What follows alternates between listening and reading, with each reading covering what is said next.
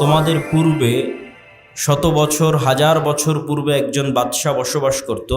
তার একজন বিশেষ যোগ্যতা সম্পন্ন জাদুকর ছিল, যে বাদশাকে অতীত বর্তমান ভবিষ্যতের জ্ঞান দিয়ে জাদুবিদ্যা দিয়ে সহযোগিতা করত। যখন এই জাদুকর বয়োবৃদ্ধ হয়ে গেল, তখন সে বাদশাকে উল্লেখ করে বলছে, হুজুর, আমি তো বৃদ্ধ হয়ে গেছি, কবে মরি কবে বাঁচি তার ঠিক নাই।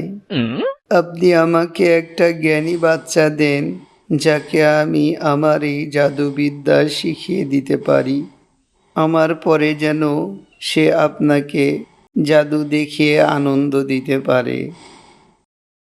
এই সেনাপতি, আমার সম্প্রদায়ের মধ্যে সব থেকে মেধাবী বাচ্চাকে নিয়ে আসো, যাতে জাদুকর সহজেই তাকে জাদুবিদ্যা শেখাতে পারে।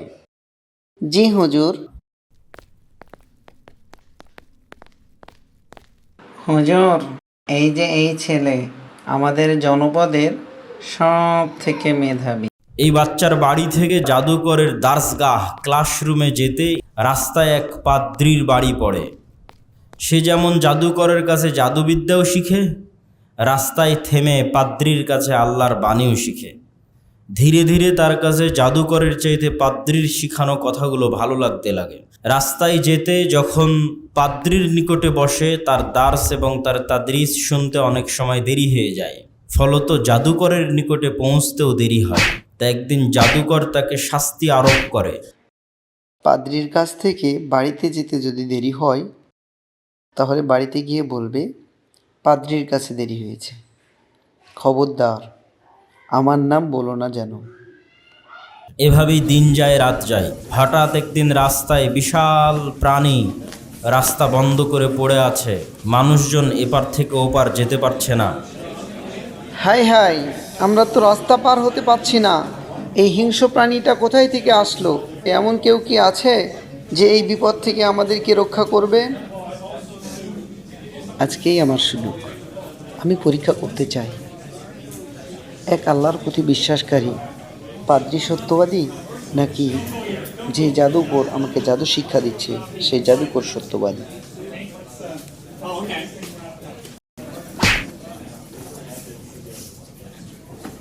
হে আল্লাহ, তোমার উপরে বিশ্বাসকারী পাদ্রী যদি সত্য হয় আর জাদুকর যদি মিথ্যুক হয়, তাহলে আপনি এই পাথর দিয়ে প্রাণীটিকে হত্যা করুন। বাচ্চা যখন এটি বলে পাথর নিক্ষেপ করল, ওই প্রাণীটি মারা গেল এবং মানুষের জন্য রাস্তা পরিষ্কার হয়ে গেল। সে খুশিতে পাদ্রীর নিকটে এসে পুরো ঘটনা বর্ণনা করল। বৎস, তোমার কথা শুনে মনে হচ্ছে তুমি এমন এক পর্যায়ে চলে গেছো, অচিরেই মহান আল্লাহ তোমাকে পরীক্ষা করবে। তোমার প্রতি আমার উপদেশ, আল্লাহ যদি তোমাকে পরীক্ষা করেন, মানুষ যদি তোমার ব্যাপারে জেনে নেয়, তুমি আমার নাম বলিও না।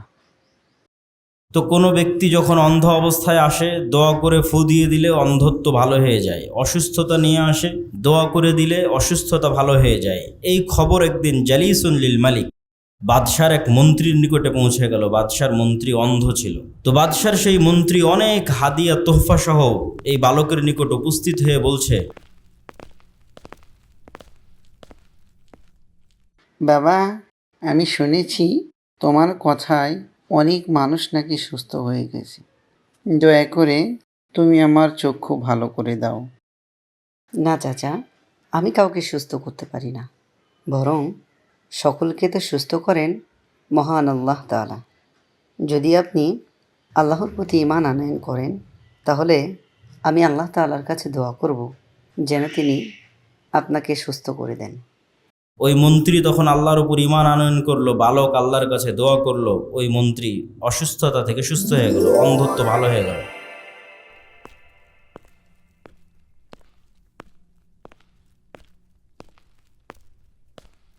বাহ বাহ!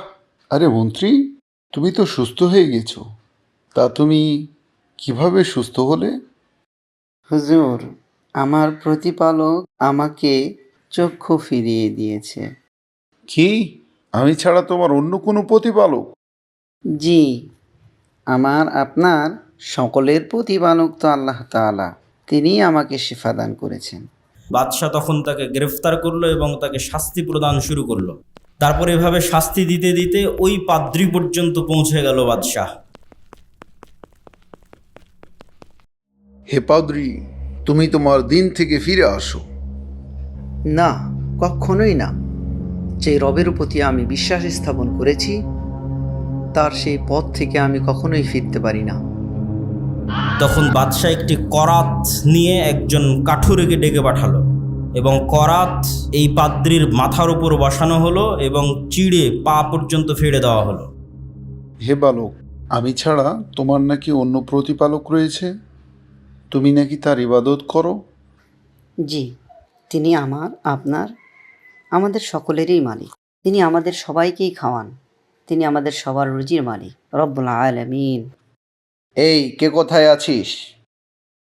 এই অধম বাচ্চাটাকে নিয়ে যা। আমার রাজ্যের সব থেকে উঁচু পাহাড়ে তাকে উঠিয়ে যদি সে তার ঈমান থেকে ফিরে না আসে ফেলে দিয়ে হত্যা করবি। তারা তাকে নিয়ে সেই পাহাড়ের সর্বোচ্চ চূড়ায় পৌঁছে গেল।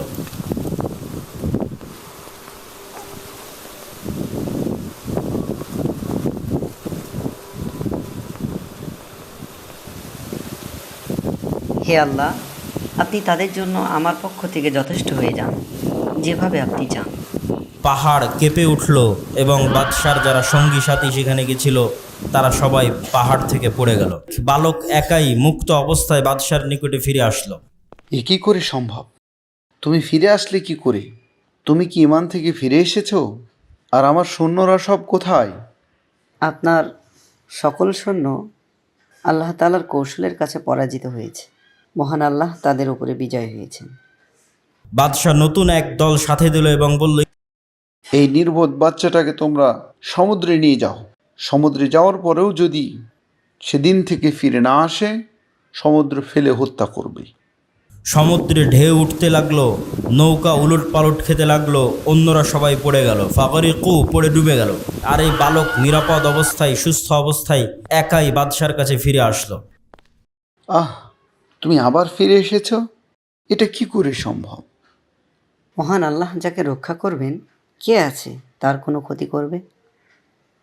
আপনি বরং বৃথা চেষ্টা না করে আমি আপনাকে যে বুদ্ধি দিচ্ছি সেটা গ্রহণ করুন।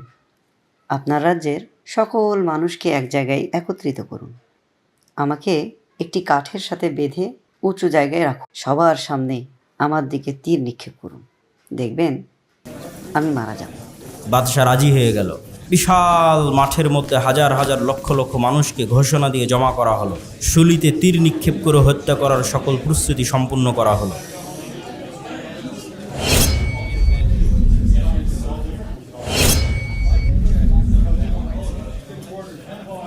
কি ব্যাপার?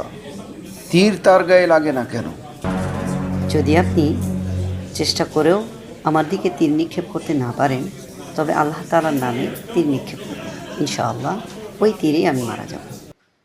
তীর নিয়ে ধনুকে লাগিয়ে বলা হলো, ওই আল্লাহর নামে এই তীর নিক্ষেপ করছি যে আল্লাহ এই গোলামের প্রতিপালক। তীর নিক্ষেপ করা হলো, তীর বালকের বুকে এসে বিঁধে গেল এবং সে সেখানেই মারা গেল। উপস্থিত হাজার হাজার লক্ষ লক্ষ মানুষ বলল একসাথে, আমরা এই বালকের প্রতিপালকের প্রতি ঈমান আনয়ন করলাম। এই লোক সকল, যদি তোমরা বিশ্বাস থেকে ফিরে না আসো তবে সবাইকে আমি অগ্নিকুণ্ডে ফেলে হত্যা করব। তখন এক বিশাল উপত্যকার মধ্যে বিশাল এক গর্ত খনন করার আদেশ দিল বাদশাহ এবং সেখানে আগুন লাগানোর জন্য কাঠ জমা করার জন্য আদেশ দিল। কাঠ জমা করে সেখানে আগুন লাগিয়ে দেওয়া হলো। যারা যারা দিন থেকে ফিরে আসবে না তাদেরকে যেন এই আগুনের মধ্যে নিক্ষেপ করা হয়। মানুষজন ঈমান পরিত্যাগ না করে এভাবে আগুনের গর্তে ঝাঁপ দিতে লাগলো এবং আগুনে পড়ে নিহত হতে লাগলো। এমনকি একজন মেয়ে আসলো, যেই মেয়ের কোলে একটি ছোট বাচ্চা আছে। আমি তো এই আগুনের কষ্ট সহ্য করতে পারবো, কিন্তু আমার ছোট বাচ্চারা কিভাবে সহ্য করবে? না, তুমি চিন্তা করো না, নিশ্চয় তুমি সত্যের উপরে প্রতিষ্ঠিত রয়েছো।